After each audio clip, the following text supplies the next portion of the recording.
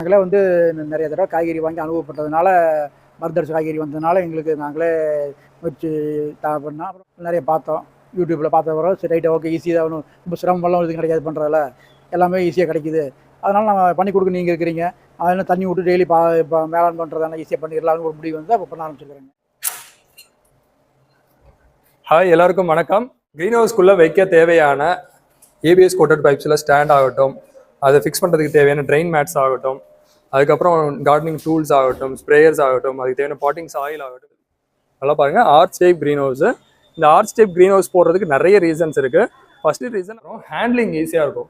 கொஞ்சம் பேக்கோட சைஸ் பெருசாக ஆக முடிஞ்ச அளவுக்கு 340 GSM உள்ள பேக் போகும். தூக்கி நகர்த்துறப்ப அந்த பேக் கிளியாமல் இருக்கும்.